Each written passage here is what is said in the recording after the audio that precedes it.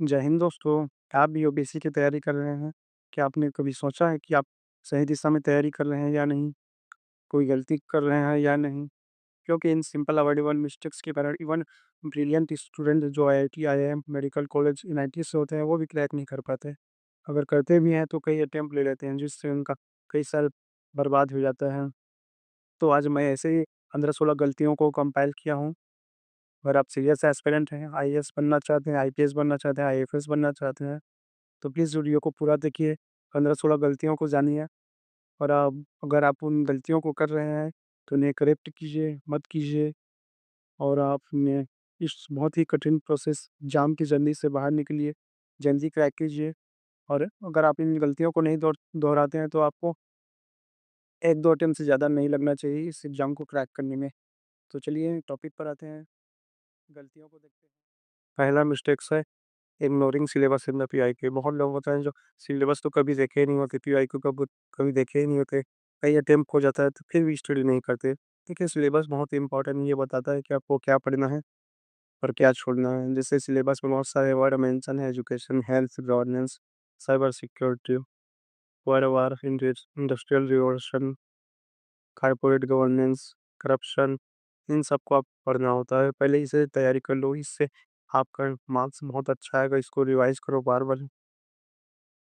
और पीवाईक्यू बहुत इंपॉर्टेंट है, इससे पता चलता है कि आपको किस किस डायरेक्शन में पढ़ना है। जैसे एजुकेशन पढ़ना है तो उसमें पढ़ना होता है इम्पोर्टेंस क्या है, प्राइमरी एजुकेशन पढ़ लीजिए, हायर एजुकेशन पढ़ लीजिए, नेशनल एजुकेशन पॉलिसी पढ़ लीजिए, क्या क्या चैलेंजेस हैं इंडियन एजुकेशन सिस्टम में, आखिर क्यों ये सुधर नहीं पाया है। वे फॉरवर्ड देखिए से डाटा इंक्लूड करना है, एग्जाम्पल्स इंक्लूड करना है, कोई कमिटी रिपोर्ट है सुधार सुधारने के लिए, तो उसे इंक्लूड करना है। तो आपको पीवाईक्यू सिलेबस को इग्नोर नहीं करना है। दूसरा है टू मेनी सोर्सेस। बहुत लोग होते हैं कि एक सब्जेक्ट लेकर के पुस्तक बुक पढ़ते हैं। जैसे स्पेक्ट्रम के लिए वो हिस्ट्री के लिए स्पेक्ट्रम भी पढ़ेंगे, और आज़ादी के बाद का भारत भी पढ़ेंगे, या और पोस्ट इंडिपेंडेंस के लिए एक बुक ले लेंगे। लेकिन ऐसा नहीं करना है। पोस्ट इंडिपेंडेंस का वेटेज बहुत कम होता है, उसको आपको टॉपिक वाइज ही पढ़ना है। मैं आपको टॉपिक दूंगा, नोट्स भी दे दूंगा, उसको ही पढ़ना है, आपको बुक नहीं लेना है उसके लिए। और पॉलिटी है तो पॉलिटी क्लास में कैन पढ़ना है, लेकिन उसके लिए और कोई कोचिंग मटेरियल या डी बासु का और कई बुक नहीं पढ़ना है, एक एक बुक पढ़नी है। 10 बुक को एक बार पढ़ने की बजाय एक बुक को 10 बार पढ़ो। मैं बुक लिस्ट बताऊंगा, उसे आपको फॉलो करना है, वो बहुत ही अच्छा होगा, ज़रूरत के हिसाब से होगा। क्योंकि मुझे यूपीएससी का एक्सपीरियंस है, मैं खुद बताऊंगा आपको क्या पढ़ना है क्या नहीं पढ़ना है, किसमें से कितना पढ़ना है। तो स्टिक करिए आपको एक सोर्स से, और ज़्यादा नहीं पढ़िए। एक बुक को ही 10 बार पढ़िए, 10 बुक को एक बार नहीं पढ़िए, एक बुक को 10 बार पढ़िए।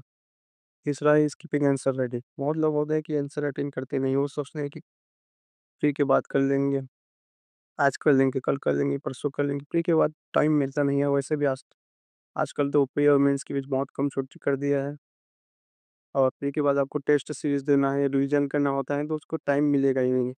और इस टेस्ट सीरीज़ देने के लिए आपको बेसिक प्रैक्टिस होना चाहिए, तब जाकर आप टेस्ट सीरीज़ दे पाएँगे। आप शुरू से टेस्ट सीरीज़ में नहीं बैठ सकते, आपको आंसर राइटिंग आता ही नहीं, तो आप टेस्ट कैसे दोगे?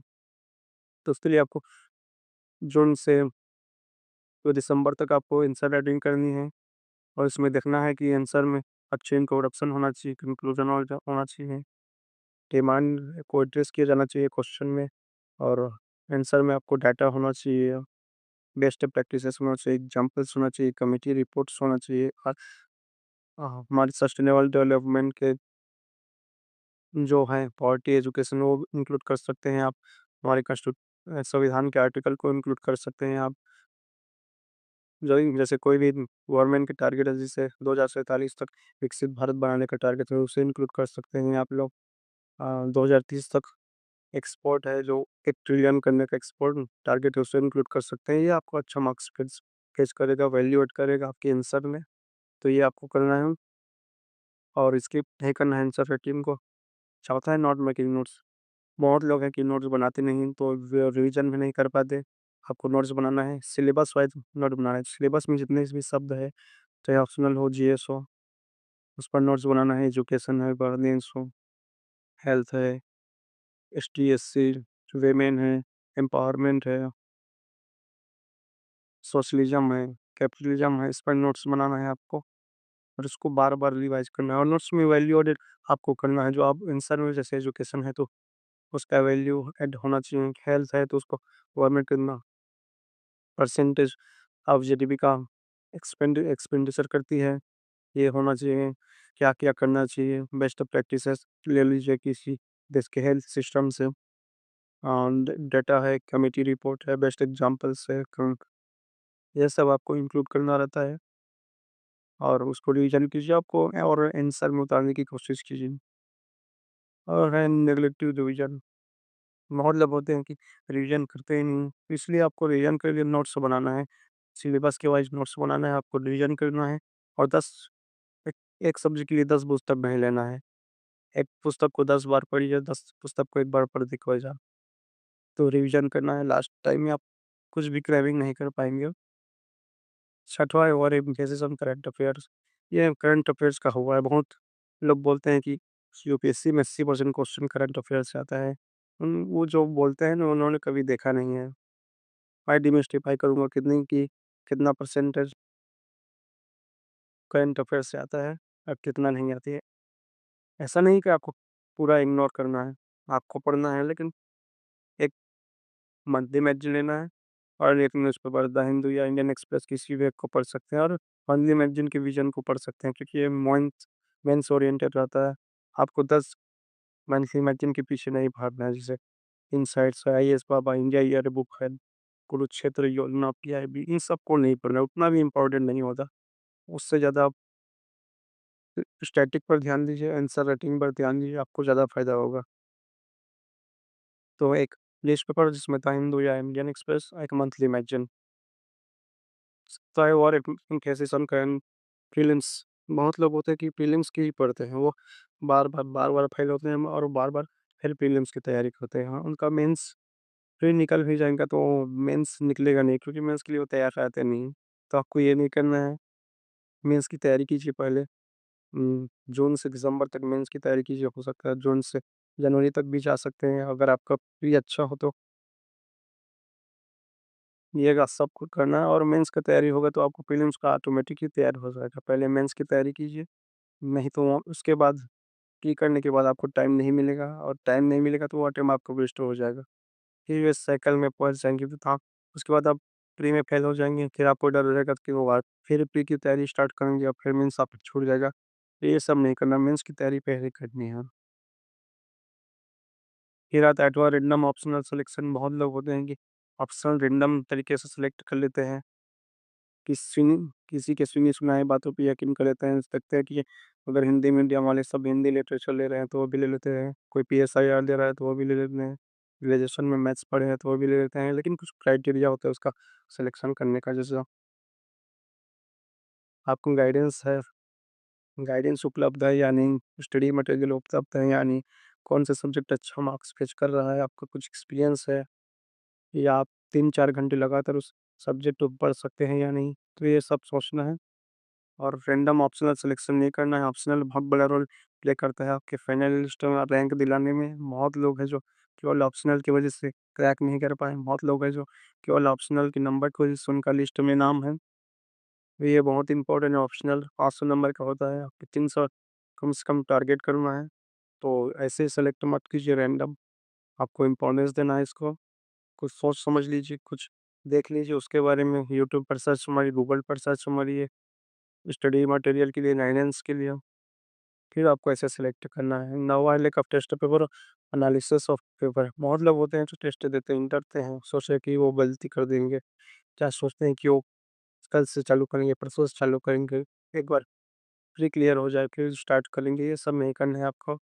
अगर आपने 1-2 बार रिवीजन कर लिया तो आपको स्टार्ट करना है। कोई कितना भी गंदा लिखिए, आपको स्टार्ट करना है। इससे भी गंदा लिखते हैं तो वो धीरे-धीरे इम्प्रूव होगा। आप देखिए और एनालिसिस करना है कि आप कहाँ गलती कर रहे हैं, प्री में आप कहाँ गलती कर रहे हैं, एप्लीकेशन में गलती कर रहे हैं या स्पेलिंग मिस्टेक कर रहे हैं या याद नहीं कर पा रहे हैं और उन गलतियों को सुधारना है। मीन्स में देखना है कि आप इंट्रो अच्छा लिख पा रहे हैं, कंक्लूजन अच्छा लिख पा रहे हैं, बॉडी कैसा लिख पा रहे हैं, क्वेश्चन को समझ में पा रहे हैं।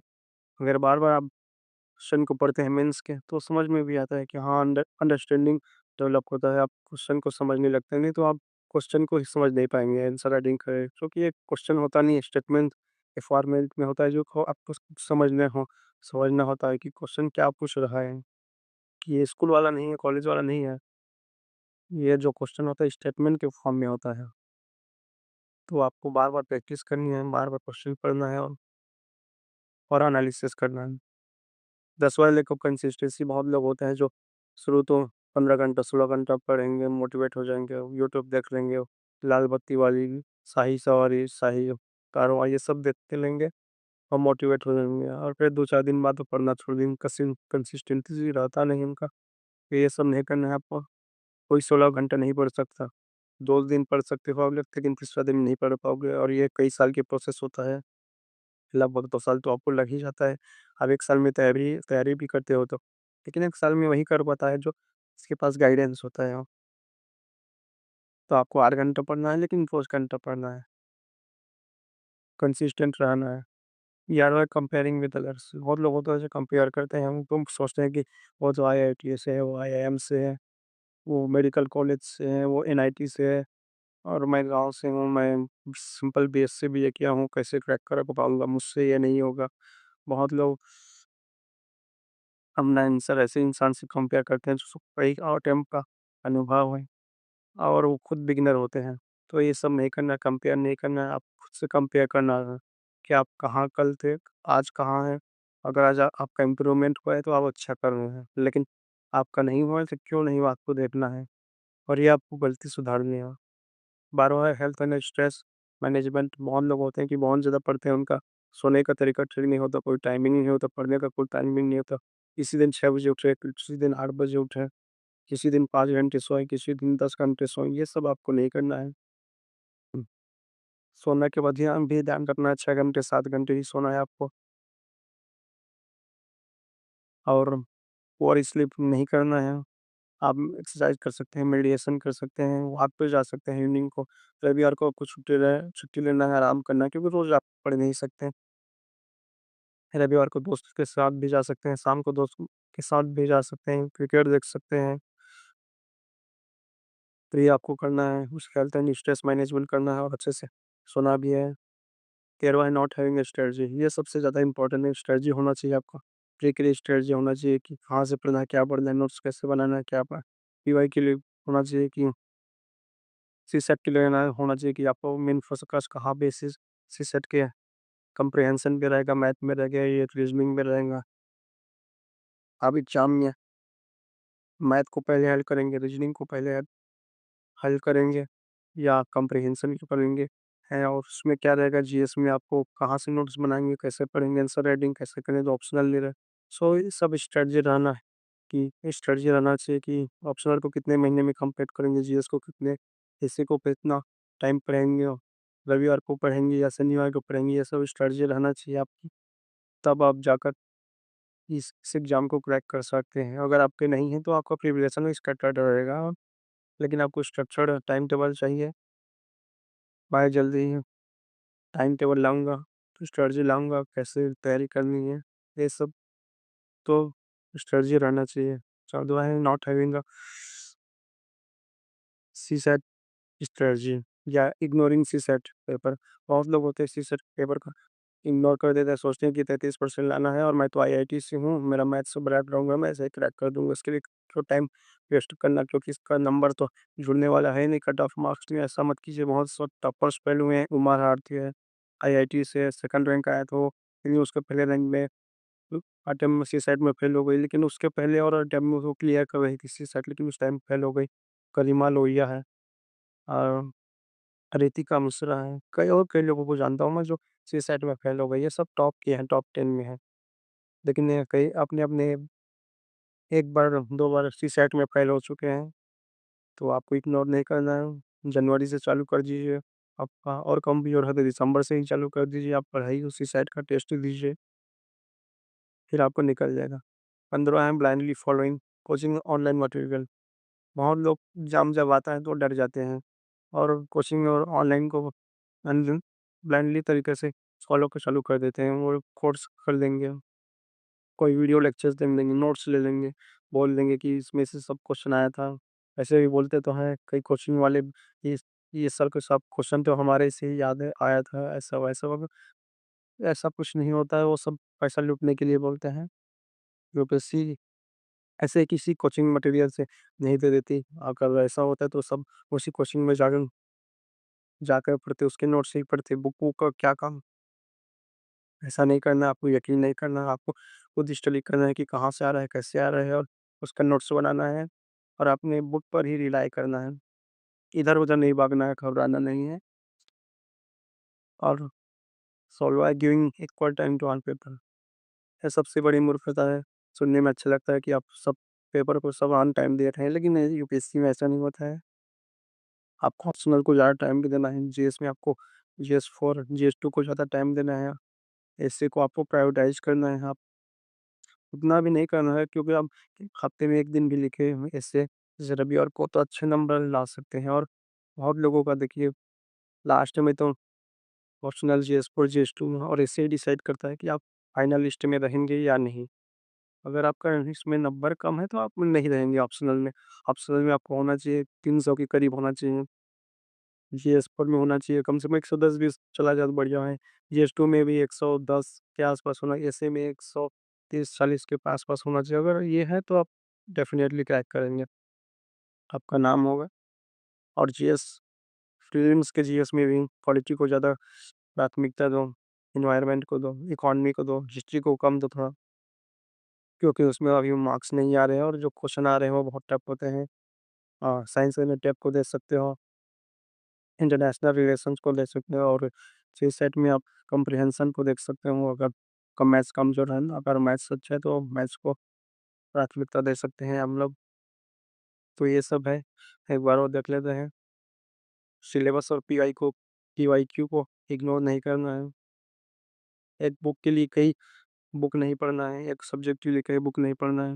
आंसर राइटिंग को स्किप नहीं करना है, नोट्स बनाना है, रिवीजन को नेग्लेक्ट नहीं करना है, करंट अफेयर को ओवर एम्फेसिस नहीं करना है। इस पर एक न्यूज़पेपर, एक मंथली मैगज़ीन पढ़ना है। मेंस को इग्नोर नहीं करना है, प्रीलिम्स की तैयारी करना है लेकिन दोनों को बैलेंस करना है। पहले मेंस की तैयारी कर लीजिए, प्री पीरियड फिर प्री की तैयारी कीजिए। रैंडम ऑप्शनल सिलेक्शन नहीं करना है, सोच समझ के करना है। कुछ क्राइटेरिया जैसे गाइडेंस, स्टडी मटेरियल, मार्क्स कितना मार्क्स फेच कर रहा है, आप कितना देर तक पढ़ सकते हैं, आपको रुचि कितना है, टेस्ट देना है और उसका एनालिसिस करना है, कंसिस्टेंसी मेंटेन रखनी है। आपको अपने अपने आप को किसी और से कंपेयर नहीं करना है। हेल्थ एंड स्ट्रेस मैनेजमेंट करना है आपको। स्ट्रेटजी होनी चाहिए पूरे साल में क्या उस टाइम पर क्या पढ़ना है। जीएस को कितने महीने में पढ़ेंगे, ऑप्शनल को कितने महीने में पढ़ेंगे, प्री का क्या करना है, सीसेट का क्या करना है, एसे का क्या करना है, ये स्ट्रक्चर रहना चाहिए, टाइम टेबल रहना चाहिए। सीसेट को इग्नोर नहीं करना है और ब्लाइंडली कोचिंग सेंटर्स और ऑनलाइन मटेरियल पर विश्वास नहीं करना है। खुद स्टडी करना है, पीआई को देखना है, सिलेबस देखना है, कुछ समझ में आ जाएगा कि आपको क्या पढ़ना है और क्या नहीं पढ़ना है और सब कुछ फुल टाइम नहीं देखना है। कुछ सब्जेक्ट हो जिसको ज़्यादा प्रायोरिटाइज़ करना है, जैसे है एसए पेपर है, ऑप्शनल है, एथिक्स है, जीएस 4 है, जीएस 2 है। अगर आप ये करते हैं तो आपको डेफिनेटली क्रैक होगा। प्लीज़, प्लीज़, प्लीज़ अगर आप उसमें से कोई भी गलती कर रहे हैं तो उसको सुधारिए। टाइम वेस्ट मत कीजिए, अगर आप नहीं सुधारेंगे तो आपका टाइम वेस्ट होगा, टाइम वेस्ट होगा, प्रेशर आएगा, बर्डन आएगा, डीमोटिवेट हो गया, आपका मनोबल गिरेगा। अगर आप कोई भी गलती कर रहे हैं तो वो गलती मत कीजिए। एंड आज के लिए इतना ही था। अगले क्लास में मैं बुक लिस्ट लाऊँगा। धन्यवाद।